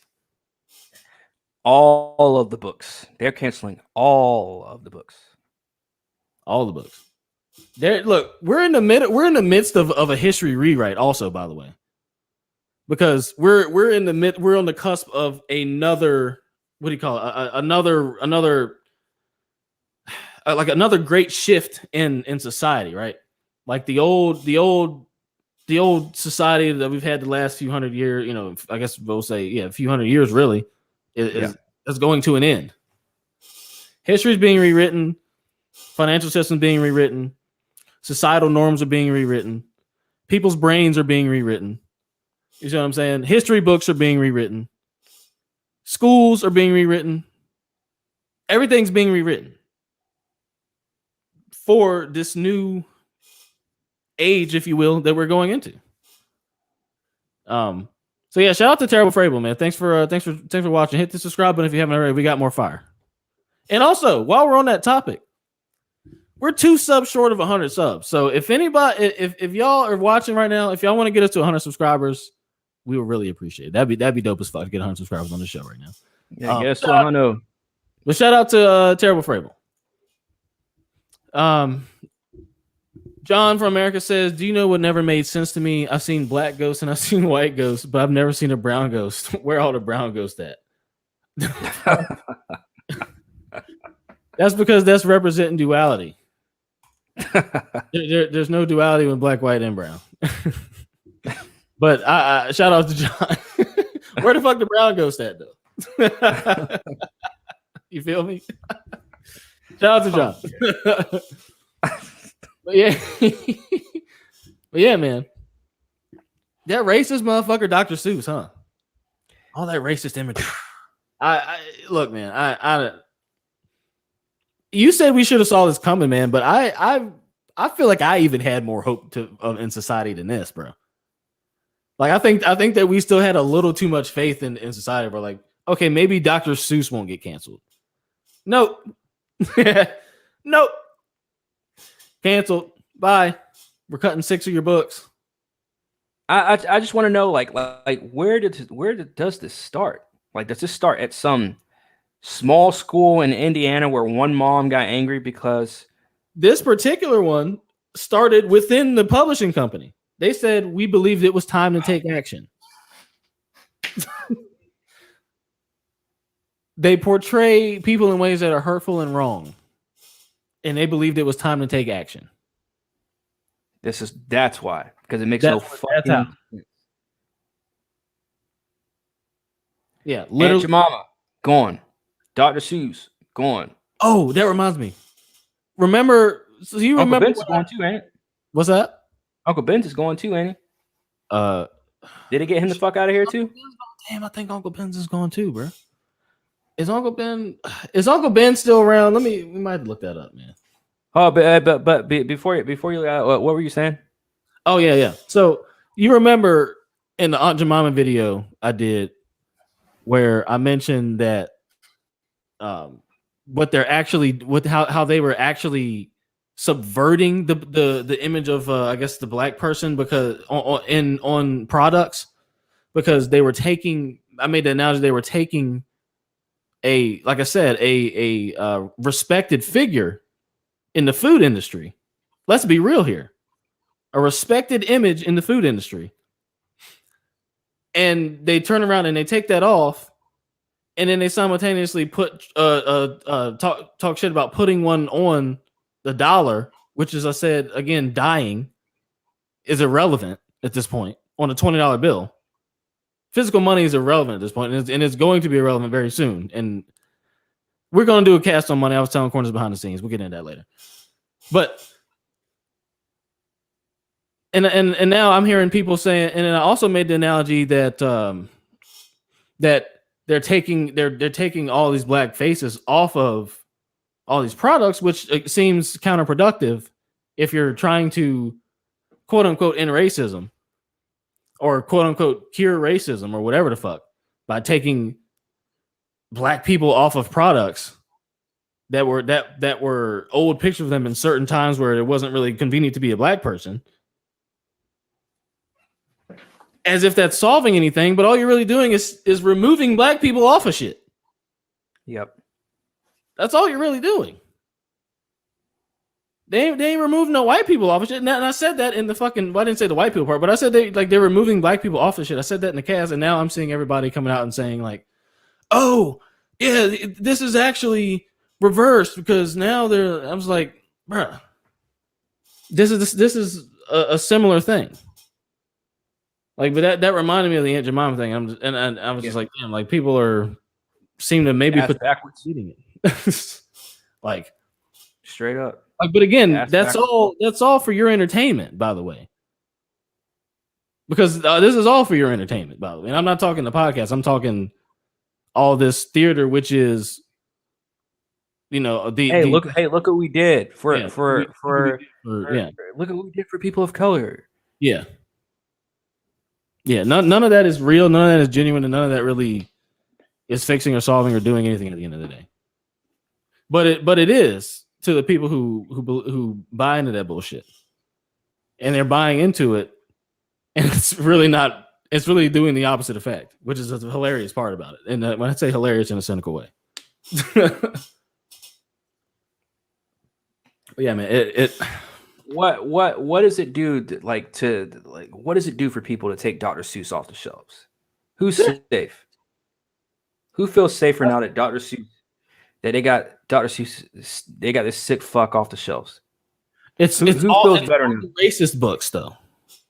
It's only the 6 most racist books. Somebody tried to say Green Eggs and Ham was racist.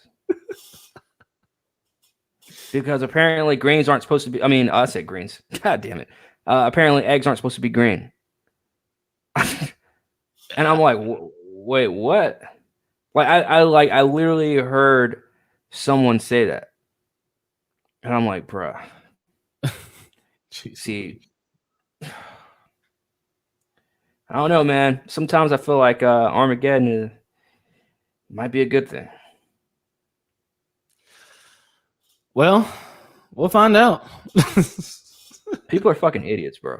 Like at this point, I'm just like, dude, there is no hope.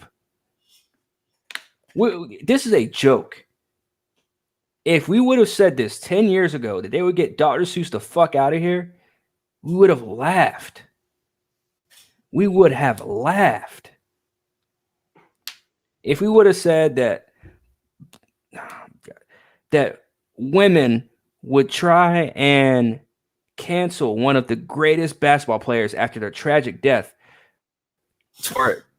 for old shit, we would maybe not have laughed, but we would not have believed it. No. If they would have told us 10 years ago that they tried to get Aunt Jemima and Uncle Ben the fuck out of here and off the shelves, we would have laughed, or we wouldn't have believed it. Yeah, in high school we would have laughed. Yeah, but now, well, now in 2021, dude, it comes to no surprise. Nothing comes to any surprise anymore when they do this stuff.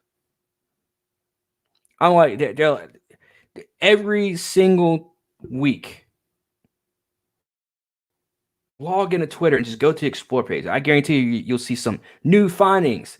Look at this interview. Look at this interview from 1993 that what's that guy?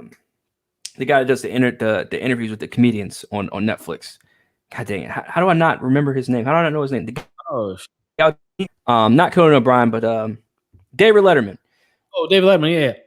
Interview of David Letterman from 1993. Very racist, and it's like and sexist, and it's like, where did this come from? Like, who dug this up and just decided to say, "Oh, David racist now"? Like, what? Because of an interview he did in '93? Like, what? Like, people are crazy, man. People are crazy. And again, Armageddon, I'm all for it because, bruh, we're going to a point of no return. Mm-hmm. And yeah. I feel like us as human beings, it's time for us to do what the same thing we do to pets when we feel like, oh, there's no use for this pet anymore, and they're literally. Yeah, bro. God damn it! I wasn't trying to laugh, but you made me laugh. How do you feel? I feel like this is the moment where you have officially gotten more cynical than me. I feel like that moment is officially hit. I never thought that day would come, but let us mark this day. Oh, man. Where there's somebody more cynical than oh man. But shit, but honestly, like I understand where you're coming from. Though. I really do. I don't know if I can say that I feel like we should just like purge motherfuckers because honestly, I can see it happening anyway because of events that could unfold depending on whichever way, the powers that should not be swing it. You know what I mean? Like I could certainly see some shit like that popping off where it would be that basically that purge. But it also, there's also all these scientific things that are going on right now, and like space weather's acting really crazy right now, and you never know what could happen, right? Like you never fucking know. Or they could throw the alien thing on us, and aliens could come down and they could just like vaporize a bunch of people. They say it was aliens, and it might not be aliens. You know what I mean? So it could be some shit. Like I could totally see some shit like that happening too. or maybe the aliens don't want to wipe us out, or maybe they can't wipe us out. That's the thing, yeah. Because Elon Musk said we need to basically colonize other planets. He's like, that's his goal. It's like, oh, I want to colonize other planets, period. How do you look at that as? Do you look at that as a sort of like, like let's start conquering planets? Or do you look at that as like, okay, let's go explore planets and make it, what's the word for it? Habitable? Habitable? Yeah. Habitable. If the reasons and the powers behind it weren't so fucking sinister, I would be maybe a little more okay with it. But just knowing that it's not going to be anything better there because of who's colonizing it. You know what I'm saying? Like it's going to be the same shit, different planet. Is how I would look at it. So I don't see it as something that's like, oh yes, awesome, just because of that fact. Like they're going to set up a government and it's going to be the same. You might have to do different shit because of a different planet, but it's going to be the same forms of control, right? Because they're ultimately behind the formation of that and the creation of that. So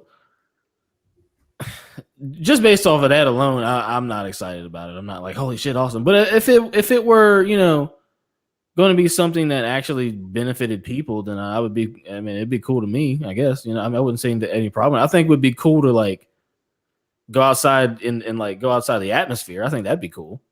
Like if that's Oh, of if course. you could actually do that, like I think that'd be cool. Like it'd be cool to see that shit, and it would really put a different perspective on the only reality that we know. You know what I'm saying? Yeah, it would be cool to actually like be able to breathe in like actual fresh air. I mean, if it is fresh, no. I'm talking about on another planet, like to make Oh it. yeah, I feel you. Yeah, I feel you. But that's if the air is actually fresh. But Right. yeah, because our shit's polluted as fuck right now. But but we've always lived in a polluted we've always lived in air pollution. Have So we though? that's what we're used to. I'm just kidding. Yeah. No, well, I mean not humans, but I mean like our generation. Always too much air pollution. Yeah, I guess. Yeah. Less trees, more emissions. I guess that's the thing, right? But see, that's gonna get me talking about climate change, and like I don't think that people are ready to hear my thoughts on climate change. So we're gonna say that for another podcast. So, yeah, man. Any final words on anything, man? I do want to say, I might have actually lost my thought on that. I had one more thought about that, about like I don't know, just being out in the atmosphere, like out of the atmosphere and like having another planet. Like I think, like I said, I think it could be cool if it weren't for who's making it a possibility, quote unquote, right? I don't trust Elon Musk, and I don't trust the powers that should not be either. But I know what they do and can do and all that other type of shit. So don't know, man. If it weren't going to be that, then I think I would definitely I think it'd be cool. Be cool to at least experience once and then come back and like, okay, like I'm good. Like I don't think I'd want to like live on another planet. But who knows? Maybe that's where we're headed in 500 years. Because think America's only been a thing for 200 and whatever the fuck, 280 ish. You feel me? Or 280 or something like that. I don't know how many fucking years it's been. My head, but it's about that. And look at all the changes that have gone on in that time. So imagine another 280 years. You see what I'm saying? What's going to happen? Is it going to continue to quote unquote progress? And could you say that this is progression? Because then that leads into have we regressed or did we peak already? Because some people would argue that we've already peaked as far as societies go, and now in our advancements is actually hindering us. Peaked as in, but what are we talking about in terms of progress? That's what I'm at. I'm just asking these questions, like just kind of spitting all these questions. But I mean, what is defined as progress? I guess would be going from. I mean, what society now defines progress as is from a societal level is basically making things more and more easy for yourself. The easier you can make it, that's called the more progress that is in our society. Because look, you go from having a scythe your grass to now you got fucking robot lawnmowers that'll cut the grass for you. You got robot vacuum cleaners that'll vacuum your house for you. Like you're going from having to sweep your fucking, take your carpets out, hang them and beat them with the little thing. Pause. You know what I'm saying? And then shake it out some more after that and put it back in the house. And then or sweep it off before you did that. Now you got, I said robot vacuums. You fucking hook it up to the Wi-Fi, give it a name, and turn the bitch on from your phone. We have the things called air fryers. That's what we call progress. What's that? No, I was saying we have air fryers now too. That's a thing. Air fryers. I'm still intrigued by that thing, but I really am. I don't understand. I just don't get something. But yeah, I mean, you're right, man. You're right. Like I can't argue with that. You're right. It gives us a lot to think about. But what it also does is makes us realize that people are not going to be able to understand what's happening when they come out with these new rollouts, right?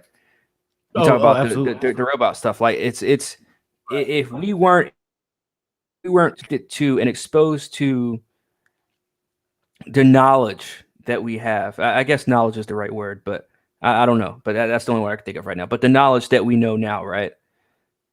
And the things that kind of influenced us to research or to do more, and our own personal experiences too that we've had physically in life, in terms of this stuff, right? But not most people haven't. Most people are able to think outside the box, unfortunately, when it comes to these things. Like people have not been able to look at, okay, they're going to, just like when we talked about the tapping into the brain earlier, like how, because they've never heard of it actually happening in real life. They've been told that it's happened plenty of times in real life, but they never listen until now. Mm-hmm. Where they're telling us, they're saying, hey, you can tap into these brains. You can tap, I don't know if the conscious is a word, but in people's conscience, and to be able to tap into someone's conscience, through different devices, whether, it's the most powerful people in the world are scientists, I believe. But check this out. Who funds science? They're still the quote unquote smartest guy in the room, but also, what happens is, again, I only learned this from, watching comic book movies, and watching movies and stuff and playing video games and stuff like that. Like they're telling us what they're doing. And I say this every single episode. Like they've given us every single encyclopedia, dictionary, blueprint, rule book, everything that they are doing and what they're going to do in society and to society.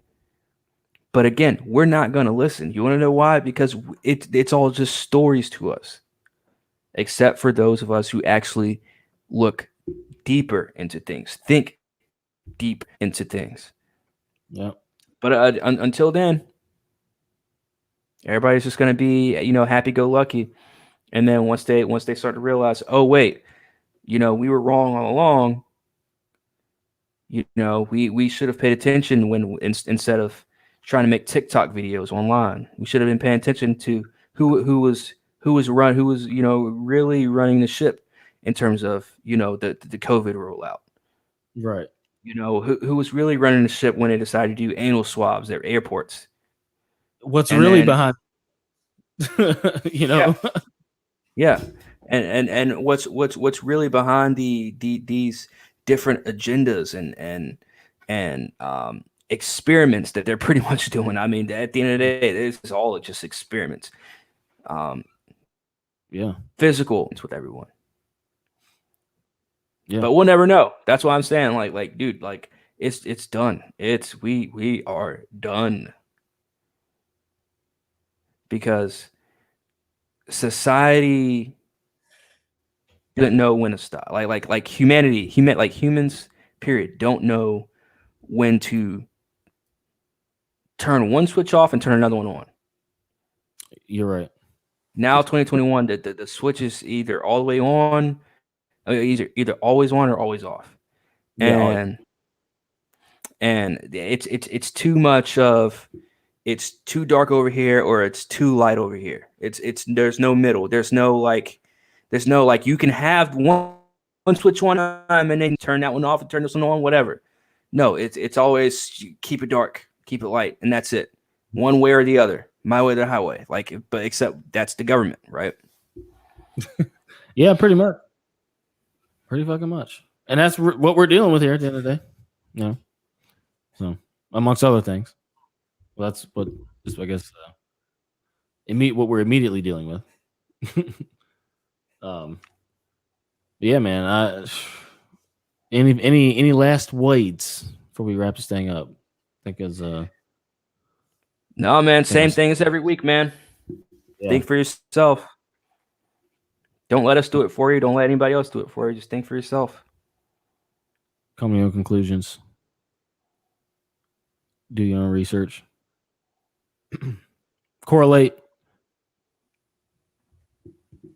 You know what I'm saying? And maybe one day you'll be able to have a contemporary comic yourself. Yeah. Understand that you are the author of your own book. You know what I'm saying? You're the main character of your own story. Facts. Big facts. With that being said, thank you everybody for watching. It's been Contemporary Comrades. Make sure you hit the like and the subscribe on your way out. Merch shipping soon. I'm gonna be hitting people up who may or may not be watching right now for y'all's addresses. You feel me? Yeah, we got more fire coming. Heavy J's back online. I'm back. I'm back able to do shit. So you already know what it is, man. Corn held it down. Again, shout out to Corn for holding it down while I was down, man. Drop some fire while we was out for sure. Yeah, man. That being said, Contemporary Comrades, we're gonna roll out to some 38 special, and thank y'all for watching. Hope you enjoyed it, and then hope you learned yourself something. Why you gotta have somebody calling you beautiful every day in order for you to feel beautiful? Do you believe that you're beautiful, or do you only believe you're beautiful when other people say that you're beautiful? I'm just asking. Self-love is the cure to self-hate. Hold on, be strong. Hold on, be strong. Now hold on, be strong. Hold on, be strong. You know what I'm saying? I don't just rap for my niggas that's going through it. You know what I mean? I also speak for the ladies. I feel your pain. Listen. Now your whole life revolves around him. The chances of you being happy is quite slim. And you don't know why you like him when it's so dark enough to make the lights dim. You give him sex, then he dead for the kids. You don't fuck him, he act like